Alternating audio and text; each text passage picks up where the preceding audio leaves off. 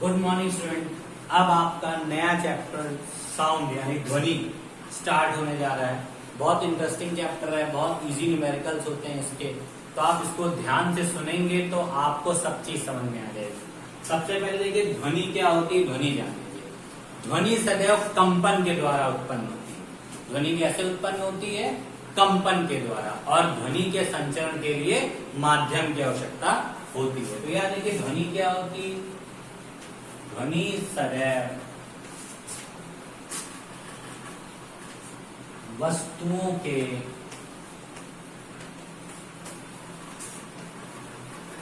कंपन द्वारा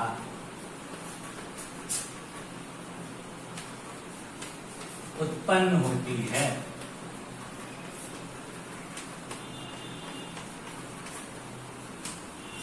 और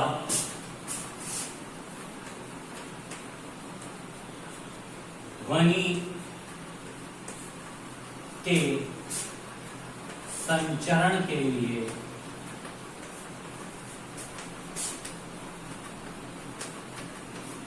माध्यम की आवश्यकता होती है।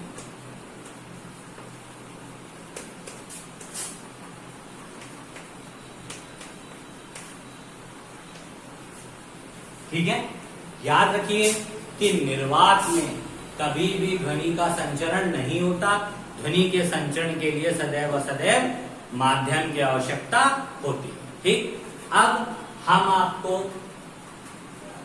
आवर्तकाल, आवृत्ति, इन सब की परिभाषाएं समझाने जा रहे हैं, और ये दोलन करने वाली वस्तु द्वारा किस प्रकार होता है वो मैं समझाने जा रहा हूं। ठीक है, तो सबसे पहले आप लोग छोटी सी परिभाषा याद कर लीजिए। सबसे पहला होता है दोलन काल। इसको हम लोग आवर्त काल भी बोलते हैं।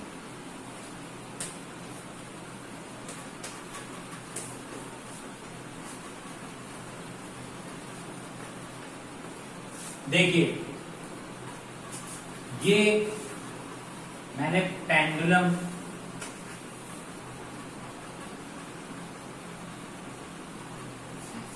ये एक पेंडुलम में मैंने एक बॉल लटका दी।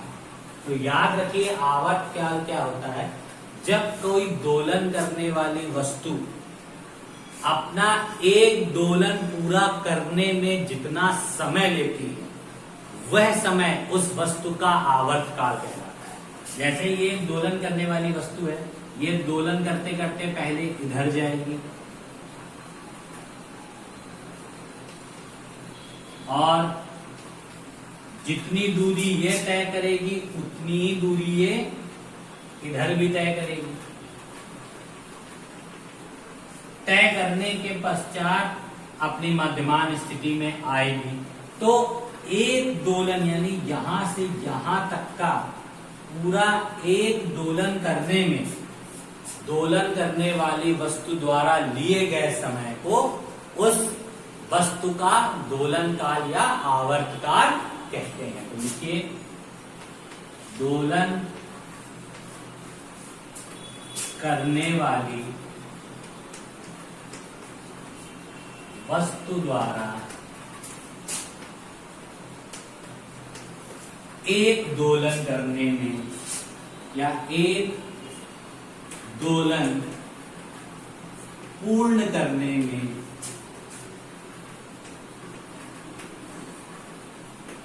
लिए गए समय को उस वस्तु का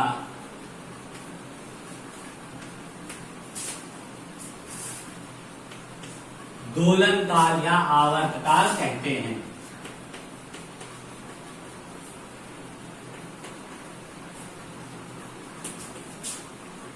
आवर्त काल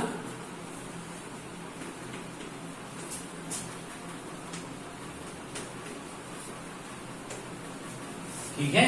तो वस्तु की यहां से यहां तक की तय की गई दूरी में, यानी ये पूरा होता है एक दोलन में, जितना समय लगता है उसे उस वस्तु का दोलन काल या आवर्त काल कहते हैं। दूसरी चीज आवृत्ति। आवृत्ति क्या होती है? किसी दोलन करने वाली वस्तु द्वारा एक सेकंड में किए गए दोलनों की संख्या को उस वस्तु की क्या बोलते हैं?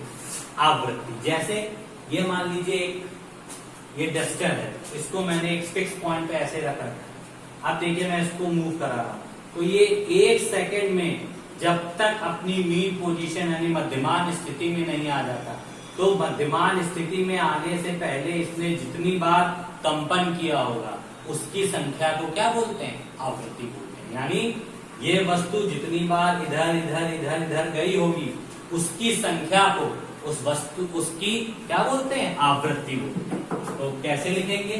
याद रखिए, दोलन करने वाली वस्तु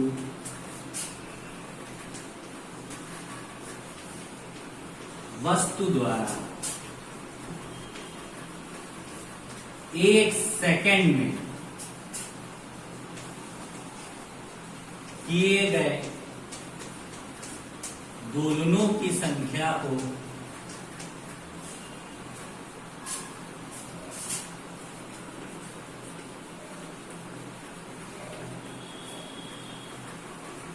आवृत्ति बोलते हैं।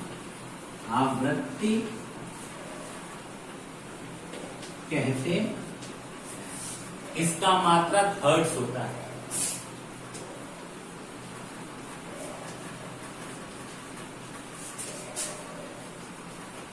यानी हर्ट्ज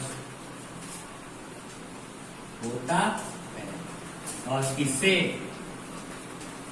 स्मॉल एन से प्रदर्शित करते हैं।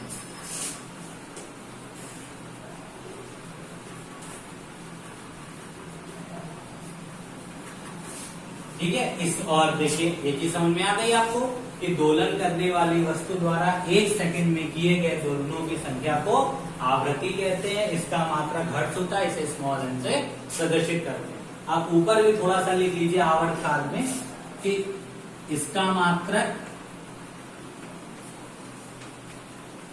सेकंड होता है।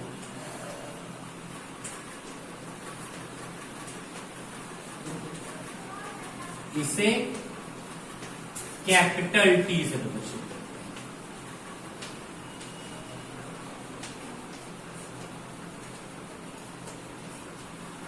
ठीक है, इसमें थोड़ा सा लिख लीजिएगा दोलन काल में कि इसका मात्रक सेकंड होता है, क्योंकि काल लगा है, काल का मतलब समय होता है, समय का मात्रक सेकंड। बस इसे कैपिटल टी से और स्मॉल टी से टाइम को प्रेजेंट करते हैं, और कैपिटल टी से आवर्त काल को यानी टाइम पीरियड को। ठीक है, अब वैसे आवृत्ति में स्मॉल एन से प्रदर्शित करते हैं और इसका मात्रक हर्ट्ज होता है। ठीक है, तो आपको दो डेफिनेशन पता चल गई। अब मैं आपको तीसरी बताने जा रहा हूं।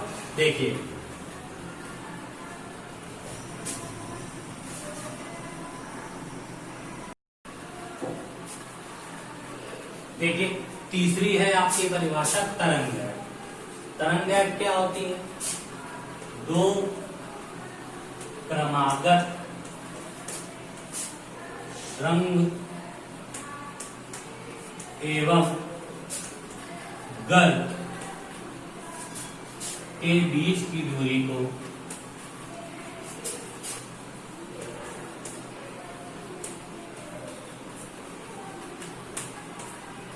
तरंग दैर्घ्य कहते हैं।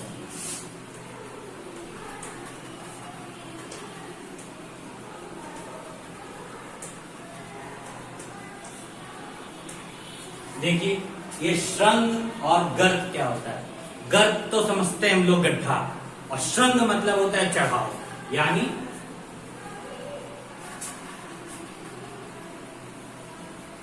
जैसे कोई तरंग है, ये ऊपर गई, फिर ये नीचे गई, फिर ये ऊपर गई और फिर ये नीचे गई। तो ये चीज, ये पोर्शन होता है हमारा श्रृंग, और ये पोर्शन होता है हमारा गर्भ। तो दो क्रमागत श्रृंग और गर्तों के बीच की दूरी, ये जो है वो हमारी होती है तरंग दैर्घ्य। देखिए, एक, ये देखिए,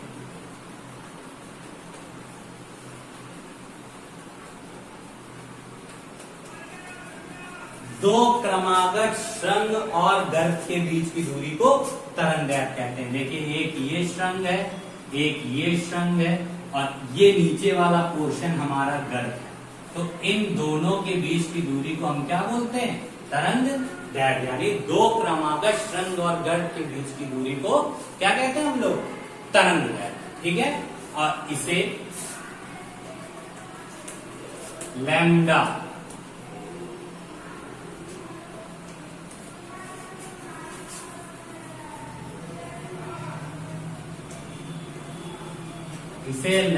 से, लैम्डा को लिखा ऐसे जाता है। देखिए, ये सीधी लाइन और ये क्रॉस से प्रदर्शित करते हैं। ठीक है, तो डेफिनेशन आपको लर्न हो गई होगी। अब चौथा आयाम। देखिए, आयाम क्या होता है? याद रखिए, दोलन करने वाली वस्तु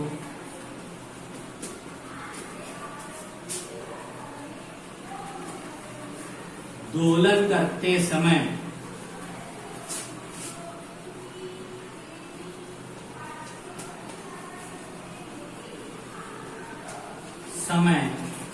अपनी मध्यमान स्थिति के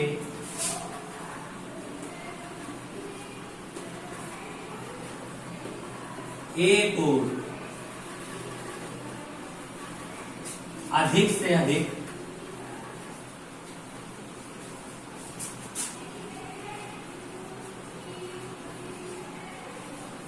जितनी दूरी तय करती है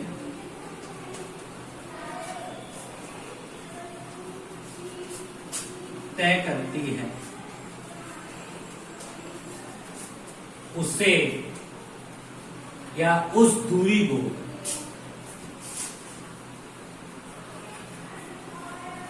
आयाम कहते हैं।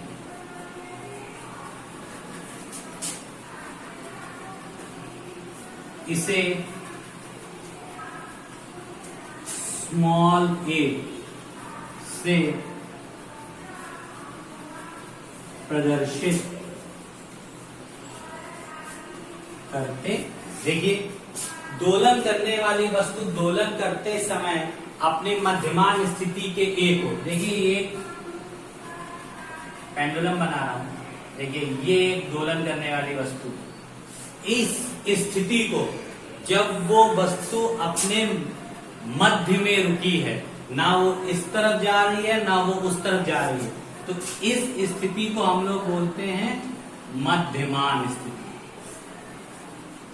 मध्यमान स्थिति, तो हमने डेफिनेशन लिखाई है, दोलन करने वाली वस्तु दोलन करते समय अपनी मध्यमान स्थिति के एक ओर अधिक से अधिक जितनी दूरी तय करती है। ध्यान रखिए, मध्यमान स्थिति के एक ओर, तो देखिए मध्यमान स्थिति के हम मान लीजिए इस ओर ले रहे हैं, इस ओर ये अधिक से अधिक ये दूरी तय करती है। ठीक है, अधिक से अधिक जितनी दूरी तय करती है उस तय की गई दूरी को हम लोग क्या बोलते हैं? आयाम। यानी ये दूरी हमारी क्या हो गई? यहां से यहां तक की दूरी हमारी क्या हो गई? आयाम। तो याद रखिए, दोलन करने वाली वस्तु दोलन करते समय अपनी मध्यमान स्थिति के एक ओर अधिक से अधिक जितनी दूरी तय करती है वह दूरी, उस तय की गई दूरी को उसका आयाम कहते हैं, या वह दूरी आयाम कहलाती है। तो स्टूडेंट आज मैंने आपको 4 डेफिनेशंस बताई हैं, इसमें से तरंग दैर्ध्य इंपॉर्टेंट है, ये फिगर देख के समझिएगा, श्रृंग क्या होती है, गति क्या होती है, और इसमें भी मैं आपको आयाम बता दूं, जो मैक्सिमम दूरी होती है यानी मैक्सिमम ऊंचाई जहां तक श्रृंग जाती है वो उसका आयाम कहलाती है। तो तरंग दैर्ध्य, आयाम, आवर्तकाल, आवृत्ति, 4 परिभाषाएं मैंने आज आपको चैप्टर में बताई हैं। इन सब परिभाषाओं को तैयार करिए, समझिए, और इसके आगे की चीज को मैं आपको कल बताऊंगा। और आज तक मैंने जितना बताया है इसमें कोई प्रॉब्लम हो तो हमसे पूछिएगा। और स्टूडेंट्स बहुत मन से देखिएगा, बहुत मन से समझिएगा, क्योंकि हम लोग बहुत एफर्ट कर रहे हैं आपको समझाने के लिए। और इतनी देर बोर्ड पे इसीलिए रुक जाते हैं जिससे आप लोग इसका स्क्रीनशॉट लेके प्रॉपरली अपनी डेफिनेशंस को लिख सकें। तो आप लोग फेयर कॉपी में काम करने में कोई भी लापरवाही मत बरतिएगा, हर चीज को ध्यान से करिएगा और मन से समझिएगा, और जो ना आए पूछिएगा। Thank you and have a nice day.